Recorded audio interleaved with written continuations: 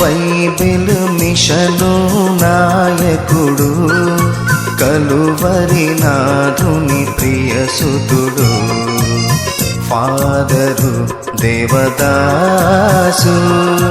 Bible mission నాయకుడు, Calvary నాథుని ప్రియసుతుడు, ఫాదరు దేవదాసు. అందరికీ మరణాత. ప్రభునందు ప్రియమైన దేవుని బిడలారా, దేవుని యొక్క మహాకృపను బట్టి మోషే సుఖోపవాస ప్రార్థనల్లోనికి ప్రభు మనలను ప్రవేశపెట్టి ఉన్నారు గనుక అందును బట్టి దేవునికి వందనములు స్తోత్రములు చెల్లించుచూ ఉన్నాను. పరిశుద్ధ గ్రంథంలో నుండి దేవుని వాక్యమును చదువుకుందాము. ప్రవక్త అయిన మోషే గారు వ్రాసిన నిర్గమాకాండము 3వ అధ్యాయము మొదటి 5 వచనములు చదువుకుందాము. మోషే మిద్యాను యాజకుడైన యిత్రోను తన మామ మందను మేపుచు ఆ మందను అరణ్యము అవతలకు తోలుకొని దేవుని పర్వతమైన హోరేబునకు వచ్చెను. ఆ ఒక పొద నడిమిని అగ్నిజ్వాలలో యెహోవా దూత అతనికి ప్రత్యక్షమాయెను. అతడు చూచినప్పుడు అగ్ని వలన ఆ పొద మండుచుండెను గాని పొద కాలిపోలేదు. అప్పుడు మోషే ఆ పొద ఎలా కాలిపోలేదు, నేను ఆ తట్టు వెళ్ళి ఈ గొప్ప వింత చూచెదననుకొనెను. దానిని చూచుటకు అతడు ఆ తట్టు వచ్చుట యెహోవా చూచెను. దేవుడు ఆ పొద నడుమ నుండి మోషే మోషే అని పిలిచెను. అందుకతడు చిత్తము ప్రభువా అనెను. అందుకు ఆయన దగ్గరకు రావద్దు, నీ పాదముల నుండి నీ చెప్పులు విడువము, నీవు నిలిచి ఉన్న స్థలము పరిశుద్ధ ప్రదేశము అనెను. దేవుడు తన వాక్యమును బట్టి మనలను దీవించును గాక. ఆమేన్. అందరికీ మరణాత. ప్రభునందు ప్రియమైన దేవుని బిడలారా, నిర్గమకాండము 3వ అధ్యాయములో దేవుడే హోరేబు పర్వతం పైకి దిగి వచ్చి మోషే గారితో మాట్లాడుట మనము గ్రంథములో చదువుతూ ఉన్నాము. చదవబడిన వాక్య భాగమును ఆధారం చేసుకొని నేను మీకు ఈ దినమందు చెప్పాలనుకున్న అంశము దైవ సన్నిధి దైవ ప్రణాళికను బయలుపరచును. ప్రియమైన దేవుని బిడలారా, దైవ సన్నిధి అంటే ఏమిటి? దేవుడు తన భక్తుడు ఇద్దరు కలుసుకునే స్థలమే దైవ సన్నిధి. మనము చూచినట్లయితే నిర్గమకాండము 3వ అధ్యాయము మొదటి 5 వచనాల్లో మనం ఒక సంగతి చూస్తూ ఉన్నాం. గొర్రెల కాపరి అయిన మోషే గారు తన మందను మేపుకుంటూ ఉన్నారు. మేపుకుంటూ ఉన్న మోషే గారిని దేవుడు పిలవాలి గనుక దేవుడు ఏం చేశారు? మండుచున్న పొద కనబడినట్లు హోరేబు పర్వతం పైన మోషే గారికి చూపించారు. మోషే గారు పర్వతమును గమనించినప్పుడు పొద మండుచుంది కానీ కాలిపోవడం లేదు. ఇదేదో భలే వింతగా ఉన్నదే అనుకొని ఆ వింతైన మండుచున్న పొదను చూసి మోషే గారు ఆకర్షింపబడి ఆ తట్టు వెళ్ళి నేను చూడాలి అనుకొని తానున్న స్థలములో నుండి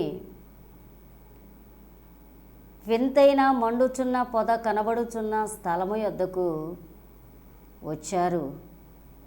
వచ్చినప్పుడు అక్కడ పొద నడుమ నుండి ఒక స్వరం ఆయనకు వినబడుతుంది, మోషే మోషే. ఆయనను పేరు పెట్టి పిలుస్తూ ఉన్నారు ఆ పొదలో నుండి దైవ స్వరముతో.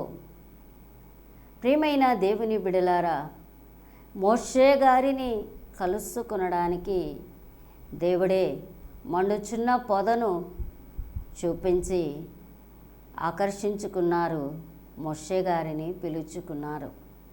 మోషే గారు వచ్చినప్పుడు అంటూ ఉన్నారు, మోషే నీ కాళ్లకున్న చెప్పులు విడువము, నీవు నిలుచున్న స్థలము పరిశుద్ధ ప్రదేశము అన్నారు. దేవుడు ఎక్కడుంటారో అది పరిశుద్ధమైన ప్రదేశము. దేవుడు ఎక్కడుంటారో అది దైవ సన్నిధి అయి ఉన్నది. కాబట్టి ప్రియమైన దేవుని బిడలారా, దేవుడు పరిశుద్ధులై ఉన్నారు కనుక పరిశుద్ధుడైన దేవుని సన్నిధికి వచ్చేటువంటి వారు కూడా పరిశుద్ధులుగా ఉండవలసిన వారై ఉన్నారు. అంత మాత్రమే కాకుండా విడిచిపెట్టవలసిన వాటిని విడిచిపెట్టవలసిన వారై ఉన్నారు. కనుకనే మోషే గారితో అంటూ ఉన్నారు, నీవు నిలుచున్న ప్రదేశము పరిశుద్ధ స్థలము కనుక నీవు నీ చెప్పులు విడిచిపెట్టి అక్కడికి రావాలి అని చెప్పారు. కాబట్టి ప్రియమైన దేవుని బిడ్డలారా, దైవ సన్నిధిలోనికి వచ్చే దేవుని పిల్లలు విడవలసిన వాటిని విడిచిపెట్టాలి. మనం గమనించినట్లయితే కొండ మీద ప్రసంగంలో ప్రభు అంటూ ఉన్నారు, నువ్వు దేవుని సన్నిధికి అర్పణ తీసుకొని వచ్చినప్పుడు నీ మనస్సులో నీ సహోదరి పైన కలహం ఉన్నదని జ్ఞాపకం వచ్చినప్పుడు ఆ అర్పణ అక్కడ విడిచిపెట్టి వెళ్ళి మొదటిగా నీ సహోదరునితో సమాధానపడి అప్పుడు వచ్చి దేవునికి అర్పణ అర్పించుము అని తెలియజేస్తూ ఉన్నారు. దీనిని బట్టి ప్రభు ఏం తెలియజేస్తూ ఉన్నారు అని అంటే, దైవ సన్నిధిలోనికి వచ్చే దేవుని పిల్లలు ఎవరితోనూ విరోధము కలహము కలిగిన వారుగా ఉండి రాకూడదు. సమాధానపడి రావాలి, సమాధానముగా రావాలి. దేవుడు పరిశుద్ధుడు గనుక భక్తుల యొక్క అంటే దైవ సన్నిధిలోనికి వచ్చే వారి యొక్క హృదయం కూడా పరిశుద్ధముగా ఉండాలి.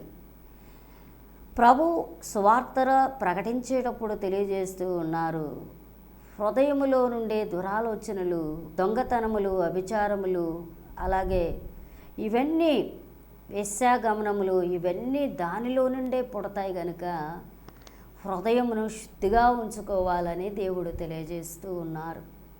కనుక ప్రియమైన దేవుని బిడలారా, దైవ సన్నిధిలోనికి వచ్చే దేవుని పిల్లలు హృదయమును శుద్ధి చేసుకొని శుద్ధిగా పెట్టుకొని రావాలి.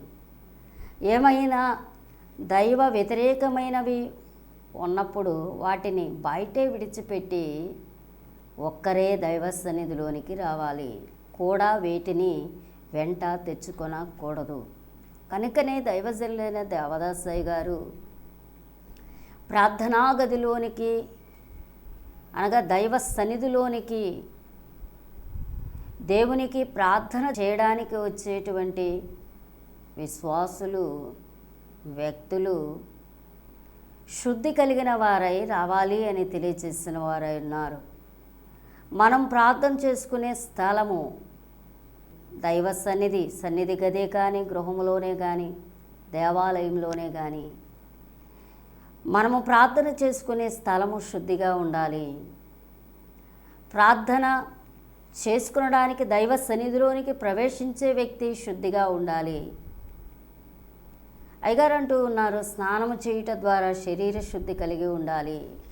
దైవ సన్నిధిలోనికి వచ్చే వ్యక్తి వేరే వేరే ఆలోచనలు మనస్సులోనికి తెచ్చుకోకుండా తలను అంటే ఆలోచనను శుద్ధిగా పెట్టుకోవాలి. రకరకాల ఆలోచనలు, రకరకాల దైవ వ్యతిరేకమైనటువంటి ఆలోచనలు పుట్టించేది హృదయము గనుక హృదయమును కూడా శుద్ధిగా పెట్టుకొని రావాలి. అలాగే ఉదర శుద్ధిని అంటే పొట్టను కూడా శుద్ధిగా పెట్టుకోవాలి కాలకృత్యములు తీర్చుకున్నట ద్వారా. అలాగే తలను శుభ్రముగా దువ్వుకొని తలను కూడా శుభ్రముగా పెట్టుకోవాలి. అలాగే దైవ సన్నిధిలోనికి వచ్చే వ్యక్తి ఉతికిన బట్టలు ధరించుకొని ఉతికిన వస్త్రములు కలిగి దైవ సన్నిధిలోనికి ప్రవేశించాలి. అలాగే అరికాలకు కూడా దుమ్ము లేకుండా శుభ్రముగా కాళ్ళను కూడా శుద్ధి చేసుకొని చక్కగా దైవ సన్నిధిలోనికి వచ్చి దైవ సన్నిధిలో దేవునికి కనబడాలి. అప్పుడు దేవునికి ప్రార్థన చేసుకోవాలి అని 7 శుద్ధులు దైవజనులైన దేవదాసయ్య గారు తెలియజేస్తూ ఉన్నారు. ప్రియమైన దేవుని బిడలారా, మండుచున్న పొద ఎలా కాలిపోలేదో చూడడానికి వచ్చిన మోషే గారిని దేవుడు అంటూ ఉన్నాడు, నీవు నిలబడిన స్థలము పరిశుద్ధ స్థలము గనుక చెప్పులు విడువు అంటే విడిచిపెట్టవలసిన వాటిని విడిచి శుద్ధి కలిగిన వారై దైవ సన్నిధికి దేవుడున్న స్థలమునకు దేవుని పిల్లలు రావాలి అని దేవుడు కోరుకుంటూ ఉన్నాడు. మనం గమనించినట్లయితే ఇక్కడ ఈ అధ్యాయంలో దేవుడు తన ప్రణాళికను బయలుపరుస్తూ ఉన్నారు. మనం ఇందాకే చెప్పుకున్నాం, దైవ సన్నిధి దైవ ప్రణాళికను బయలుపరచును. దేవుడు పరిశుద్ధుడు గనుక దైవ సన్నిధిలోనికి ప్రవేశించే వ్యక్తి కూడా శుద్ధి కలిగిన వారై దైవ సన్నిధిలోనికి వచ్చినప్పుడు దేవుడు తన ప్రణాళిక తన చిత్తం ఏమైనదో దానిని బయలుపరచువారై ఉన్నారు. మనం గమనిస్తే నిర్గమకాండము 3వ అధ్యాయంలో దేవుడు ఈ స్థలము పరిశుద్ధ ప్రదేశము, ఈ చెప్పులు విప్పుము అని చెప్పిన దేవుడు మోషే గారితో మాట్లాడడం ప్రారంభించారు. మొట్టమొదటిగా దేవుడే మోషే గారిని పరిచయం చేసుకుంటూ ఉన్నారు. ఎలాగా? నిర్గమకాండము 3వ అధ్యాయం 6వ వచనములో చూస్తే, నేను అబ్రహాము దేవుడను, ఇస్సాకు దేవుడను, యాకోబు దేవుడను. ప్రియమైన దేవుని బిడలారా, ఒక వ్యక్తిని మొట్టమొదటిసారిగా కలిసినప్పుడు నేను ఫలానా ఫలానా అని పరిచయం చేసుకుంటాము. దేవుడు కూడా మండుచున్న పొద ద్వారా మోషే గారిని ఆకర్షించుకొని మోషే గారిని పేరు పెట్టి పిలిచిన దేవుడు ఆయన ఎవరో, ఆయన ఏమై ఉన్నారో మోషే గారిని పరిచయం చేసుకుంటూ ఉన్నారు. తన గురించి తాను చెప్పుకుంటూ ఉన్నారు. నేను అబ్రహాము దేవుడను, ఇస్సాకు దేవుడను, యాకోబు దేవుడను. కాబట్టి నీతో మాట్లాడటానికి నేను వచ్చాను, నేను ఫలానా వ్యక్తినని పరిచయం చేసుకుంటూ ఉన్నారు. దైవ సన్నిధిలోనికి వచ్చిన మనకు దేవుడే తన్ను తాను పరిచయం చేసుకునే వ్యక్తి అయి ఉన్నారు, దేవుడై ఉన్నాడు అనేది మనం గ్రహించుకోవాలి. మనము చూసినట్లయితే ఆదికాండము 17వ అధ్యాయంలో అబ్రహాము గారితో దేవుడు మాట్లాడుతూ, నేను సర్వశక్తి గల దేవుడను అని తన గురించి తాను చెప్పి ఆ తదుపరి అంటూ ఉన్నారు, నీకును నాకును నీ సంతానమునకును నాకును నిబంధన కావాలి, దానికి గుర్తుగా మీరు సున్నతి చేయించుకోవాలి అని ఈ విషయాలన్నీ తెలియజేస్తూ దేవుడు మాట్లాడిన వారుగా ఉన్నారు. ఇవి చెప్పే ముందరంటూ ఉన్నారు, నేను సర్వశక్తి గల దేవుడను. కాబట్టి ప్రియమైన దేవుని బిడలారా, దేవుడే అబ్రహాము గారి అంతరంగంలో ఉన్న అనేక ప్రశ్నలకు జవాబుగా ఆయన ఏమై ఉన్నారో బయలుపరుచుకున్నారు. 99 ఏండ్లు వచ్చినాయి, సంతానం లేదు, ఇంకా నేను బిడ్డలను కనగలనా అన్న ఆలోచన ఆయన అంతరంగంలో ఉన్నది కనుక ఆ అంతరంగంలో ఉన్న ఆలోచనను తీసివేయడానికి, అంతరంగంలో ఉన్న ఆలోచనను కొట్టివేయడానికే దేవుడు నేను సర్వశక్తి గల దేవుడను అని చెప్పారు. కాబట్టి ప్రియమైన దేవుని బిడలారా, దేవుడే దైవ సన్నిధిలోనికి వెళ్ళిన వ్యక్తి యొక్క అంతరంగమును చూచువారై ఉన్నారు గనుక ఆయన ఏమై ఉన్నారో ఆ దైవ సన్నిధిలో కూర్చున్న వ్యక్తికి బయలుపరుచుకున్న వారై ఉన్నారు. ఇశ్రాయేలీయులు మొరపెట్టారు, అయ్యా మా తండ్రి అయిన మా పితరుడైన అబ్రహాము గారిని జ్ఞాపకం చేసుకొని ఆయనకు మీరు చేసిన వాగ్దానమును జ్ఞాపకం చేసుకోనండి అని వీరు మోషే గారు చిన్నప్పటి నుండి వారి పితరులైన వారందరూ ప్రార్థన చేశారు. అది మోషే గారికి తెలుసు కనుక మోషే గారికి వారి దేవుడు ఈయనే అని తెలుసుకోవడానికి నేను అబ్రహాము దేవుడను, ఇస్సాకు దేవుడను, యాకోబు దేవుడను అని తన్ను తాను పరిచయం చేసుకుంటూ ఉన్నారు దేవుడు. ఇంకా మనం గమనించినట్లయితే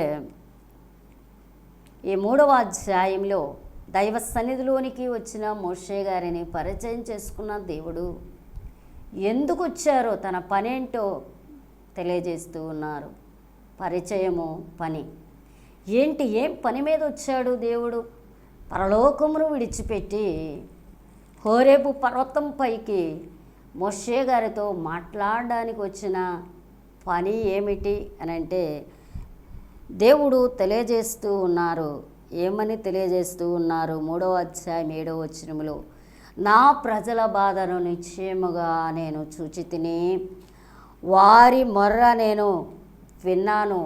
వెట్టి పనులను బట్టి వారు పెట్టిన మొర్ర నేను విన్నాను. వారి దుఃఖము నాకు తెలిసే ఉన్నది. వారి మొర్ర నా యొద్దకు చేరింది.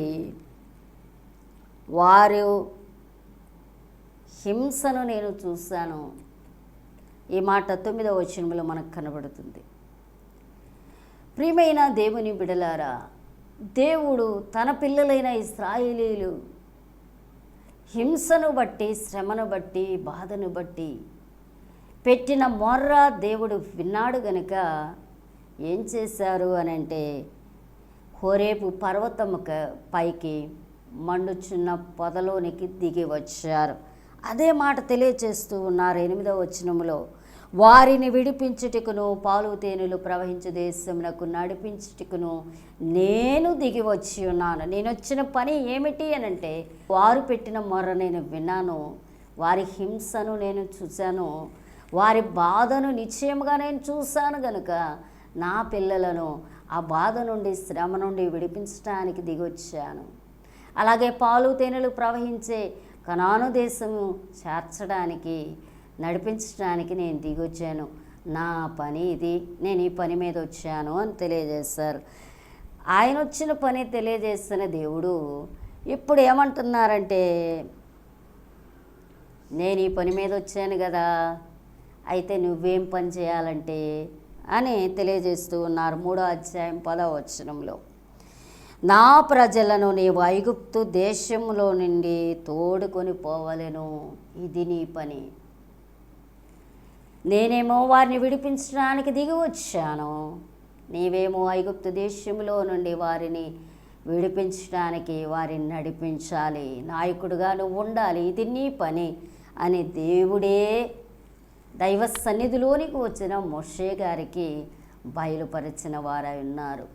కాబట్టి ప్రియమైన దేవుని పిల్లలారా, దేవుడు మన ఎదుటికి వచ్చినప్పుడు ఆ దినమున ఏ మాటలు మనకు చెప్పడానికి వచ్చారో తన పనిని బయలుపరచువారై ఉన్నారు.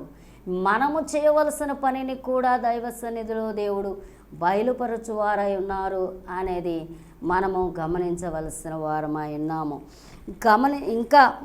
ఇంకా ఏం జరుగుతుంది అని అంటే 3వ విషయము ప్రయాణము. తను తాను పరిచయం చేసుకున్న దేవుడు, తను ఎందుకు దిగి వచ్చాడో, తను ఏ పని మీద వచ్చాడో తెలియజేస్తున్న దేవుడు, మోషే గారు ఏం పని చేయాలో తెలియజేస్తున్న దేవుడు తెలియజేస్తూ ఉన్నారు. ప్రయాణము, మీరు ప్రయాణం చేయాలి. 3వ అధ్యాయము 12వ వచనము నుండి 19వ వచనం వరకు ఉన్న వాక్య భాగంలో నుండి మనము చూచినట్లయితే, నేను నీకు తోడై ఉంటాను, ఐగుప్తు దేశంలో నుండి మీరు వచ్చిన తర్వాత ఈ పర్వతం పైన నన్ను ఆరాధిస్తారు. కాబట్టి మీరేం చేయాలి, నువ్వేం చేయాలి, ఐగుప్తు దేశంలోనికి వెళ్ళి నీ పితరుల యొక్క బాధను నేను చూశానని వారికి తెలియజేసి వారిని విడిపించడానికి వారితో నువ్వు మాట్లాడాలని చెప్పారు. అప్పుడు మోషే గారు అంటున్నారు, అయ్యా విడిపించాలని చెప్పావు, బాగానే ఉంది, నీతో మాట్లాడిన దేవుని యొక్క పేరేంటి అని వాళ్ళు అడుగుతారు కదా. అప్పుడు నేనేం చెప్పాలి? ఎందుకు మోషే గారు ఈ మాట అడిగారు అంటే, ఐగుప్తు దేశంలో ఇశ్రాయేలీయులు ఐగుప్తీయుల మధ్య, అన్యులైన వారి మధ్య ఉన్నారు. వారు అనేకమైన విగ్రహారాధన సంబంధమైన దేవుడు పేర్లు వారు ఎరిగిన వారై ఉన్నారు. గనుకనే మోషే గారు అంటూ ఉన్నారు, అయ్యా నీ పేరేంటో చెప్తే మన దేవుడు ఫలానా అని నేను చెప్తాను, ఫలానా దేవుడు నాకు కనబడ్డారు, నాతో మాట్లాడారు, మిమ్మల్ని విడిపించడానికి నన్ను వెళ్ళమన్నారు, ఈ పని నాకు అప్పగించారని నేను చెప్తాను కదా, కనుక నాకు మీ పేరు చెప్పండి అని అంటే దేవుడు అంటూ ఉన్నారు, నా పేరు ఉన్నవాడు, నేను ఉన్నాను, నా పేరే ఉన్నవాడు అని చెప్పిన వారై ఉన్నారు దేవుడు. అలాగే ప్రియమైన దేవుని బిడలారా, ఇంకా నువ్వు ఏం చెప్తావు అని అంటే, అబ్రహాము, ఇస్సాకు, యాకోబుల దేవుడు నన్ను పంపించి ఉన్నాడు. యెహోవా అంటే, ఉన్నవాడు అంటే ఎవరనుకుంటున్నారు మీరు? అబ్రహాము, ఇస్సాకు, యాకోబుల దేవుడు. ఆయన పేరే ఉన్నవాడు, ఆయనే మన పితరుల దేవుడు అని మీరు చెప్పి నువ్వేం చేయాలి? ప్రయాణమునకు వారిని సిద్ధము చేయాలి, మానసికంగా వారిని సిద్ధము చేయాలి అనే దేవుడు తెలియజేసిన వారై ఉన్నారు.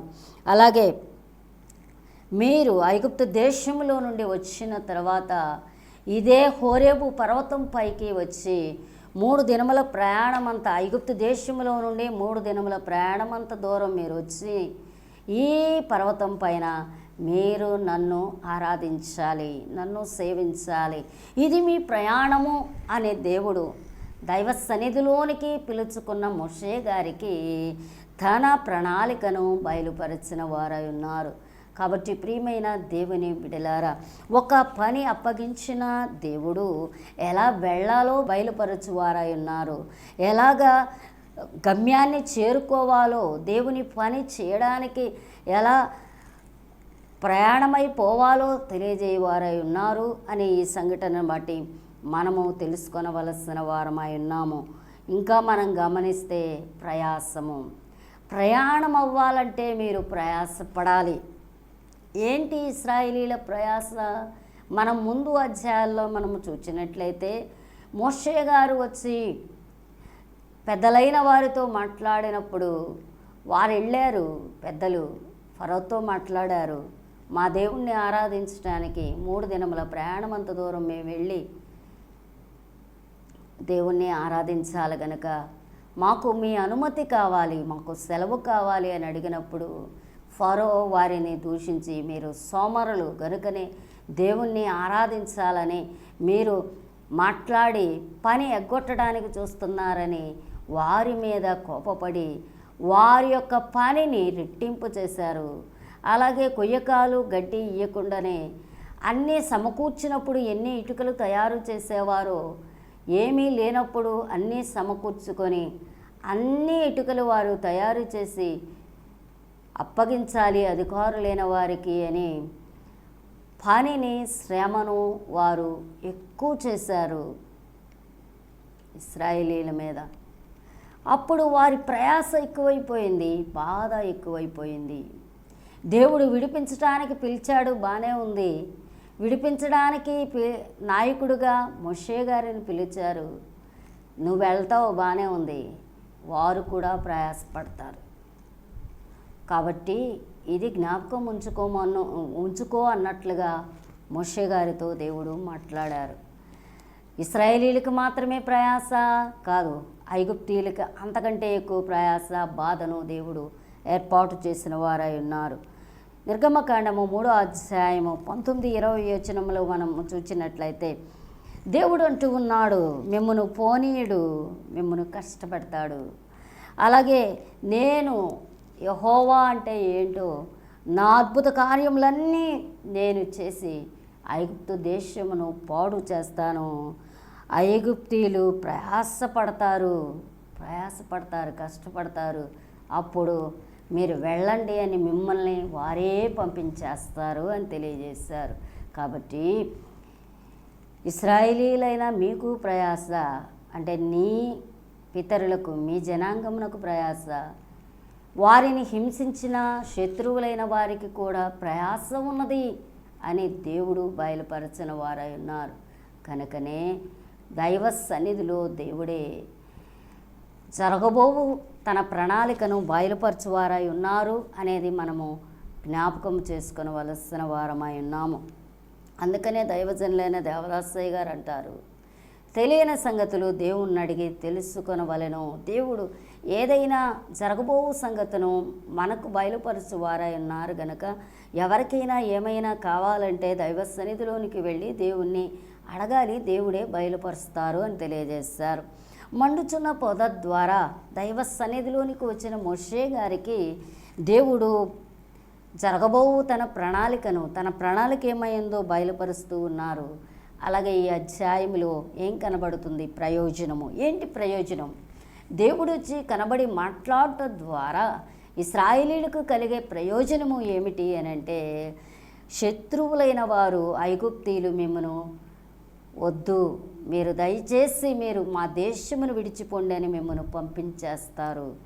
మీరు వెళ్తూ వెళ్తూ వెండి నగలను, బంగారు నగలను, వస్త్రములను తీసుకొని మీ కుమారులకు మీ కుమార్తెలకు ధరింపజేసి మీరు తీసుకొని వెళ్తారు, ఐగుప్తీయులను దోచుకుంటారు అని నిర్గమకాండము 3వ అధ్యాయము 21, 22 వచనాల్లో దేవుడు తెలియజేస్తూ ఉన్నారు. కాబట్టి ప్రియమైన దేవుని బిడలారా, ఇశ్రాయేలీలకు కలుగుతున్న ప్రయోజనం ఏమిటి? దైవ సన్నిధి ద్వారా అంటే బానిసత్వము నుండి కనాను దేశమునకు, వాగ్దాన దేశమునకు దేవుడు నడిపించుట గొప్ప ప్రయోజనము వారికి అయ్యున్నది. అలాగే ఇశ్రాయేలీలకు మాత్రమే ప్రయోజనమా అంటే మోషే గారికి కూడా ప్రయోజనమే. ఏమిటి మోషే గారికి ప్రయోజనము అంటే, గొర్రెల కాపరి పనిని మానివేసి మిద్యాను దేశంలో పరదేశిగా ఉన్న ఆయన తన తల్లిదండ్రులను, రక్త సంబంధాలను కలుసుకోవడానికి వెళ్తూ ఉన్నారు, కుటుంబంతో వెళ్తూ ఉన్నారు. ఇక పని చేయవలసిన అవసరం లేదు, దేవుని పని చేయడానికి వెళ్తూ ఉన్నారు. అలాగే ఆయన పొందిన ప్రయోజనం ఏమిటి మోషే గారు అని అంటే, దైవ సన్నిధిలోనికి వెళ్ళి దేవునితో మాట్లాడుట, దేవుడు కనబడి మాట్లాడే అనుభవాన్ని సంపాదించుకునుట, దేవునికి ప్రార్థన చేసినప్పుడు ప్రార్థన యొక్క జవాబు అందుకొనుట, ఇది మోషే గారికి కలిగిన ప్రయోజనమై ఉన్నది. అలాగే ప్రియమైన దేవుని బిడలారా, దేవుడే మోషే గారికి సంతోషమును ఇచ్చిన వారై ఉన్నారు. అలాగే సంతృప్తిని ఈ దైవ సన్నిధి ద్వారా ఇచ్చిన వారై ఉన్నారు. కాబట్టి దేవుని వాక్యం వింటూ ఉన్న దేవుని పిల్లలారా, దైవ సన్నిధిలోనికి వచ్చిన మోషే గారికి దేవుడు తన ప్రణాళికను బయలుపరిచిన వారై ఉన్నారు. దైవ సన్నిధిలోనికి ఎవరు వెళ్తారో వారికి దేవుడు తన ప్రణాళికను బయలుపరుస్తారు. ఆ ప్రణాళిక విన్న వ్యక్తి ప్రయోజనము పొందినట్లుగా ఉండున్నదై ఉన్నది. అలాగే కొన్ని విషయాలు దేవుడు బయలుపరుస్తారు ఇతరులకు ప్రయోజనము కలుగునట్లుగా. కాబట్టి ప్రియమైన దేవుని బిడలారా, ఒక పరిపూర్ణమైన ప్రయోజనము దేవుని యొద్ద నుండి మనం పొందవలను అని అంటే ఆయన చెప్పింది చేయాలి. మోషే గారు దేవుడు చెప్పింది చేశారు కనుక ఇశ్రాయేలీలు బానిసత్వ బ్రతుకు నుండి విడిపించబడి కనాను దేశం చేరిన వారుగా ఉన్నారు. దేవుడు చెప్పినట్లుగా ఐగుప్తు దేశమునకు వెళ్ళారు మోషే గారు కనుక వారు కూడా తన మంద కాపరత్వము నుండి ఇశ్రాయేలీలకు కాపరిగా వెళ్ళారు.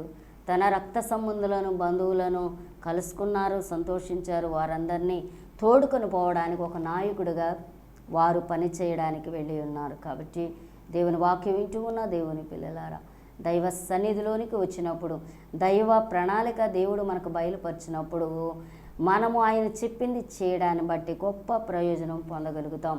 అట్టి భాగ్యము, ధన్యత దేవుని వాక్యం వింటున్న మీకందరికను ప్రభు అనుగ్రహించి దీవించును గాక. ఆమేన్. అందరికీ మరణాత. వాక్యమైన మా తండ్రి, మీకు స్తోత్రములు, నమస్కారములు. దైవ సన్నిధిలోనికి మోషే గారిని ఆకర్షించుకొని రప్పించిన నీవే, నీవు పరిచయం చేసుకున్నావు. నీవు వచ్చిన పని ఏమిటో చెప్పావు. మోషే గారు చేయవలసిన పని ఏమిటో చెప్పావు. మోషే గారు చేయవలసిన ప్రయాణము, ఇశ్రాయేలీలు చేయవలసిన ప్రయాణము బయలుపరిచారు.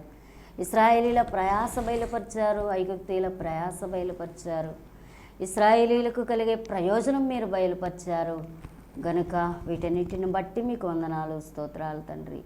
దైవ సన్నిధిలోనికి ఎవరు కూర్చుంటారో, వెళ్తారో ప్రభువా, వారికి వారు ప్రయోజనం చేసుకునేవారై ఉన్నారు, ఇతరులకు ప్రయోజనకారిగా ఉండువారై ఉన్నారు గనుక వాక్యం వింటున్న మీ బిడ్డలు మీ సన్నిధిలో కనబడి ప్రయోజనకరముగా వారి జీవితంలో నడిపించుకొనడానికి మీ సహాయం అనుగ్రహించి దీవించుమని, దుష్టుడైన సాతాను బంధించి వాడికి లేపరచుమని, దైవ సన్నిధి ద్వారా సమస్తమును బయలుపరచు. యేసు నామమున ప్రార్థన చేయుచున్నాము తండ్రి. ఆమేన్. మండుచున్న పొద ద్వారా మోషేను పిలిచిన తండ్రి అయిన దేవుని ప్రేమ, ప్రయాసపడి భారం మోస్తున్న సమస్త జనులారా నా యుద్ధకు రండి, నేను మీకు విశ్రాంతి కలుగు చేయదునని సెలవిచ్చిన కుమారుడైన క్రీస్తు వారి యొక్క కృప, అందరి అంతరంగములలో ప్రవేశించి దైవ సన్నిధికి తోడుకొని వచ్చి దైవ సంగతులను అందుకొను భాగ్యము ధన్యత అనుగ్రహించుచున్న పరిశుద్ధాత్మ తండ్రి యొక్క అన్యోన్య సహవాసము వాక్యం వినుచున్న మీకందరికీ తోడయండి. దైవ సన్నిధిలోనికి వెళ్ళి దైవ ప్రణాళికను తెలుసుకొని దానిని బట్టి ప్రయోజనం పొందగలిగిన భాగ్యము ధన్యత ప్రభు మీకు అనుగ్రహించి దీవించును గాక. ఆమేన్. అందరికీ మరణాత. ఎన్నో మిషనులు ఉన్నవి భూమిలో, ఎన్నో మిషనులు ఉన్నవి భూమిలో, సన్నిధి నేర్పిన సద్గురువెవరు, సన్నిధి నేర్పిన సద్గురువెవరు, సన్నిధి పరుడగు